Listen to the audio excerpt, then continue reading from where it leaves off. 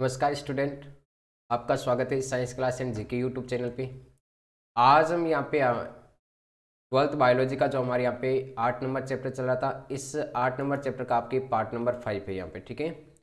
और इस part number 5 में ध्यान रखना, हम यहाँ पे पढ़ने वाले हैं आपके कि मैग्नीज, बोरॉन, जिंक, तांबा और आपके जो मोलिब्डेनम है, इसका एक तो पात्रों में मुख्य रूप से कार्य क्या है और इनकी कमी के लक्षण क्या है।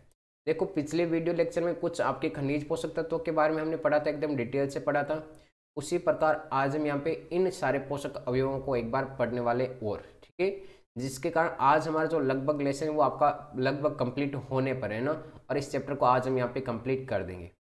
एक बात और ध्यान रखना, जो भी स्टूडेंट की जो आपके लाइव क्लास है वो लाइव क्लास आपकी कुछ दिन के लिए एक बार नहीं होगी, है ना। लाइव क्लासेज है वो एक बार आपकी कुछ दिन के लिए नहीं होगी। वीडियोज है वो आपको उसी टाइम पे मिलेंगे, जिस टाइम पे आपकी लाइव क्लास होती थी उसी टाइम पे आपको वीडियोज मिल जाएंगे, ठीक है। तो आप उन वीडियोज को देख सकते हो। तो पहला वीडियो 12th क्लास बायोलॉजी का जो वीडियो आएगा वो आपके 7 बजे आएगा, ठीक है। इसके बाद में ध्यान रखना, रिवीजन की क्लास है, उस रिवीजन की क्लास में हम हर एक टॉपिक को अब करेंगे, ठीक है। रिवीजन की क्लास नहीं हो पाएगी लाइव में, तो इसलिए हम ऑफलाइन में क्या करेंगे, हर एक कोई टॉपिक, मान लो कोई स्पेशल कोई आपकी बुक्स में से कोई टॉपिक है, उसी टॉपिक का हम यहाँ पे वीडियो बनाकर डाल देंगे।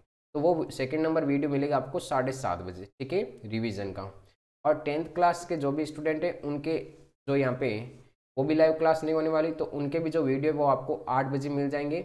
और इसके बाद में 12th क्लास एग्रीकल्चर के लिए वो आपको उनको 8:30 बजे मिल जाएगा। तो इस प्रकार आपकी वीडियो मिलते रहेंगे, लेकिन लाइव क्लास नहीं होगी, ठीक है। वीडियो अपलोड कर दिया जाएगा कुछ दिन के लिए, यहाँ पे कुछ टेक्निकल प्रॉब्लम की वजह से, तो एक बार यहाँ पे आप एडजस्ट कर लेना। अब देखो, यहाँ पे नेक्स्ट बात करेंगे हम यहाँ पे पात्रों में खनिज पोषण के बारे में। बहुत अच्छे से हमने यहाँ पे धीरे चैप्टर कर रहे हैं, सारे एकदम प्रॉपर रूप से कर रहे हैं।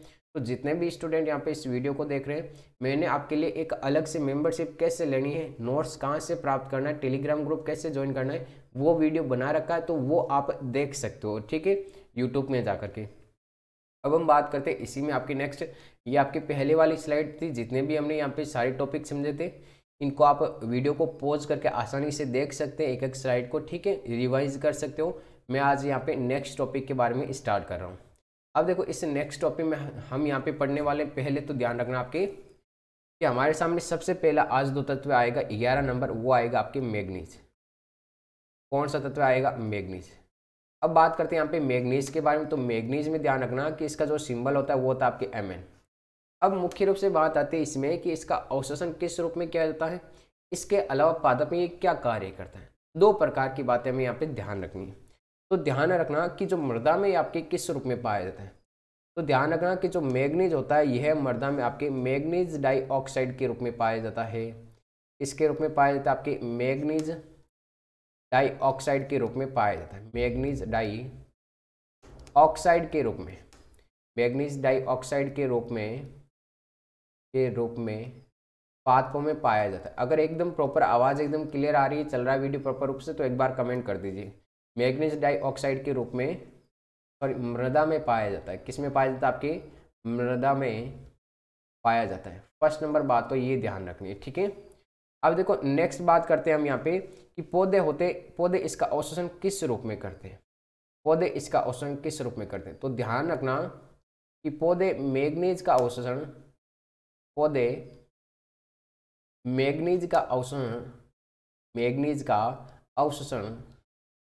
तो मैग्नीज का जो अवशोषण करते हैं वो मैग्नस आयन के रूप में करते हैं। कौन सा आयन के रूप में करते हैं? आपके मैग्नस आयन। तो मैग्नस आयन में ध्यान रखना कि आपके Mn++ चार्ज होता है, ठीक है। तो ये आपका मैग्नस आयन होता है, इस मैग्नस आयन के रूप में करते हैं, मतलब पौधे इसका अवशोषण किस रूप में करते हैं। तो हम क्या बताएंगे वहाँ पे कि Mn++ आयन के रूप में पौधे इनका अवशोषण करते हैं। फिर ध्यान रखना यहाँ पे कि ये आपके कार्य क्या करता है, कि मुख्य रूप से कार्य की बात आती है कि पादप में मैग्नीज है, ये मैग्नीज क्या कार्य करता है। तो फर्स्ट नंबर कार्य में ध्यान रखना कि ये जो तत्व है मैग्नीज, ये आपके एक तो श्वसन, ठीक है, एक तो आपके जो नाइट्रोजन उपापचय, नाइट्रोजन के जो मेटाबॉलिक क्रिया होती है उनमें, नाइट्रोजन के उपापचय तथा प्रकाश संश्लेषण तथा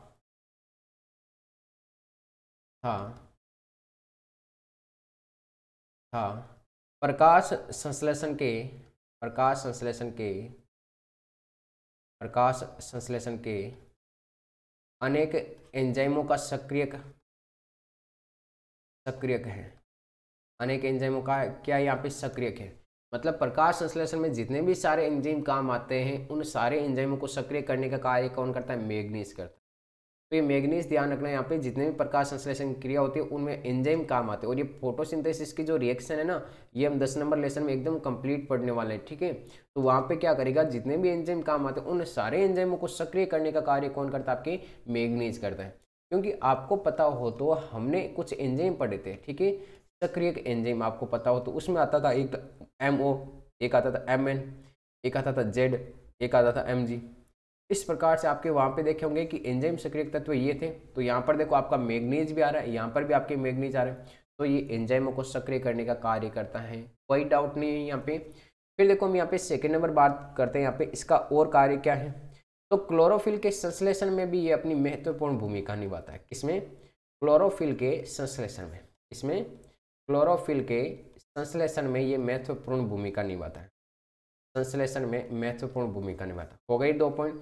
फिर थर्ड नंबर बात करते हैं यहाँ पे कि प्रकाश संश्लेषण में आपके जल अपघटन व O2 उत्पादन। ध्यान रखना कि जो प्रकाश संश्लेषण है, प्रकाश संश्लेषण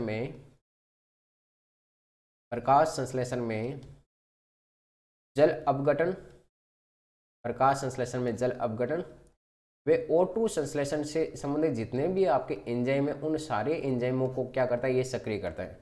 संश्लेषण से संबंधित सभी एंजाइमों को सक्रिय करता है। क्या करता है, यहाँ पे सक्रिय करता है। तो ध्यान रखना, प्रकाश संश्लेषण में एक तो जल अपघटन से संबंधित जितने भी एंजाइम होंगे और इसके अलावा ऑक्सीजन के उत्पादन से संबंधित जितने भी एंजाइम होंगे उन सारे एंजाइमों को आपके सक्रिय करने का कार्य कौन करेगा, ये मैग्नीज करेगा। अब देखना यहाँ पे कि इनकी न्यूनता के लक्षण क्या क्या हो सकते हैं ना। इनकी न्यूनता के लक्षण मतलब मैग्नीज के अगर पादपों के अंदर कमी हो गई किसी कारणवश से, तो इनकी न्यूनता हो गई मतलब कमी हो गई। तो कमी से कौन कौन से लक्षण उत्पन्न हो गए। तो सबसे पहले ध्यान रखना यहाँ पे कि जो पौधे की युवा पत्तियां, एक तो युवा व परिपक्व पत्तियां, युवा व परिपक्व पत्तियों में कौन सा लक्षण दिखाई दे सकता है, फटाफट कमेंट करो कौन सा लक्षण दिखाई दे सकता है। सबको पता है, फटाफट कमेंट करो कौन सा लक्षण दिखाई देगा, सबको पता, मैंने बताया था आगे। तो ध्यान रखना, युवा व आपके परिपक्व पत्तियों में हरिमाहीनता हो सकती है। क्या हो सकती है, आपकी हरिमाहीनता के लक्षण दिखाई देते हैं, हरिमाहीनता के लक्षण दिखाई देते हैं। आई बात समझ में, हरिमाहीनता बताए रखा है सबको क्लोरोसिस के बारे में। फिर देखो यहाँ पे सेकेंड नंबर इसमें कि ध्यान रखना कि जड़ का सीमित विकास होता है, जड़ का सीमित विकास मतलब जो जड़ होती है उसका कम विकास होता है, ठीक है। और हम थर्ड नंबर बात करेंगे इसमें कि मैग्नीज की कमी से पादप में कुछ पादप रोग उत्पन्न हो जाते हैं। क्या हो सकते हैं आपके पादप रोग, कौन कौन से हो सकते हैं पादप रोग सर। अभी बात करते हैं यहाँ पे पादप रोगों के बारे में। तो फर्स्ट नंबर जो यहाँ पे पादप रोग आता है, ध्यान रखना, वो आता है आपका जई में। किस में आता है, आपके जई, ठीक है। जई में एक रोग नाक का नाम है और उसका नाम है ग्रे स्पिक रोग। अब ये ग्रे स्पिक रोग क्या होता है, इसका मतलब होता है कि जई का जो प्लांट होता है उसकी पत्तियों पर आपके ग्रे कलर के है ना, स्लेटी कलर के क्या बन जाते हैं, आपके धब्बे या फिर धारियां बन जाती है। वो कौन सा होता है, आपके ग्रे स्पिक रोग, जिसके कारण पादप की आपकी पैदावार कम होती है। फिर नेक्स्ट सेकेंड नंबर ध्यान रखना, आपके मटर का मार्स रोग। क्या हो जाएगा, मटर का मार्स स्पॉट रोग। ये 2 रोग होते हैं, बहुत महत्वपूर्ण है, ध्यान रखना। अब मटर का मार्स स्पॉट रोग क्या होता है, इसका मतलब होता है कि आपने मटर में जो आपकी फली होती है, मटर की फली, इस फली के अंदर आपको पता हो तो यहाँ पे कि जो मटर बनते हैं है ना, इसमें आपके ये मटर बनते हैं, येलो मटर बनते हैं इस फली के अंदर। मैं एक बार बना के बता देता हूँ, ये रील में देखो मटर बन गई आपकी। अब देखो इन मटर में होता क्या है कि जो मटर के दाने बनते हैं, इन मटर के दानों में क्या होता है आपके कि कुछ धब्बे बन जाते हैं कहीं कहीं ब्लैक कलर के, है ना। तो उससे क्या कहते हैं, आपके मटर का मार्स रोग। इस प्रकार से धब्बे बन जाते हैं, उसे हम क्या कहते हैं यहाँ पे, मटर का मार्स रोग कहते हैं, मार्स स्पॉट रोग, है ना। तो जिसके कारण क्या हो जाता है, आपके फल खराब हो जाता है पूर्ण रूप से। बस ये 2 लक्षण आपको यहाँ पे ध्यान रखने हैं कि इनकी कमी से क्या लक्षण उत्पन्न हो सकते हैं, और ये 2 पादप रोग। तो यहाँ पे मैग्नीज के बारे में कंप्लीट होता है। अब मैग्नीज के बाद में नेक्स्ट आता है हमारे यहाँ पे सेकेंड नंबर, वो आता है आपका बोरोन। कौन सा आता है, आपके बोरोन। और बोरोन का प्रतीक है वो आपके बी, सब जानते हैं बोरोन का प्रतीक बी है। अब बात करते हैं कि जो इसका अवशोषण है वो अवशोषण किस रूप में किया जाता है है ना, कि जो पादप की जड़ है वो पादप की जड़ इसका अवशोषण किस रूप में करती है, तो इसका अवशोषण ध्यान रखना बोरेट आयन के रूप में होता है। कौन सा आयन के रूप में, आपकी बोरेट आयन के रूप में, बोरेट आयन के रूप में इनका अवशोषण किया जाता है, इनका अवशोषण किया जाता है। ठीक है, किसके रूप में इसका अवशोषण किया जाता है, आपके बोरेट आयन के रूप में इनका अवशोषण किया जाता है। प्रॉपर रूप से बात समझ में आ गई। फिर ध्यान रखना कि ये मृदा में किस रूप में उपस्थित होते हैं, तो ये मृदा में ध्यान रखना कैल्शियम के साथ में कैल्शियम बोरेट बनाता है। क्या बनाता है आपकी, कि मृदा में कैल्शियम के साथ पाया जाता है और कैल्शियम के साथ कैल्शियम बोरेट बनाता है। क्या बनाता है आपका, कैल्शियम बोरेट बनाता है। क्या बनाता है आपका, कैल्शियम बोरेट बनाता है। आगे बात समझ यहाँ पे, तो बोरोन में एक तो अवशोषण ध्यान रखना, अवशोषण किस रूप में होता है और आपकी मृदा में किस रूप में पाया जाता है। अब देखो नेक्स्ट बात करते हैं इसमें, और इसमें नेक्स्ट बात होती है कि जो कैल्शियम बोरेट होता है, इस कैल्शियम बोरेट के रूप में जब पाया जाता है तो इसका अवशोषण इस रूप में नहीं होता है। ठीक है, किस रूप में होगा, आपकी ध्यान रखना बोरेट आयन के रूप में सिर्फ और सिर्फ इसका अवशोषण किया जाएगा। फिर ध्यान रखना बात करते हैं इनके कार्य की, बात करते हैं किसकी, बात करते हैं कार्य की, मतलब पादपों के अंदर ये क्या कार्य करता है। तो फर्स्ट नंबर कार्य में ध्यान रखना, एक तो कार्बोहाइड्रेट के स्थानांतरण में, किसमें, कार्बोहाइड्रेट के स्थानांतरण में सहायक होता है। ठीक है, फिर सेकेंड नंबर बात करते हैं यहाँ पे, तो सेकेंड नंबर हो जाएगा आपके कोशिका झिल्ली की कार्यशीलता, कोशिका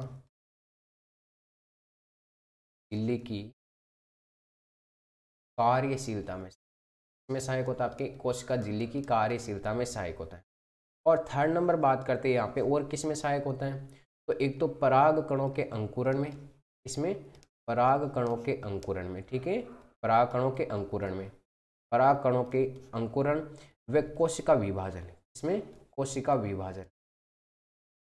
विभाजन में बोरोन क्या होता है, आपके सहायक होता है। तो ध्यान देखो यहाँ पे, ध्यान रखना एक बात, ये बात महत्वपूर्ण आ रही है, सबसे अलग बात आ रही है कि पराग कणों के अंकुरण में कोशिका विभाजन में कौन सहायक होता है, बोरोन होता है।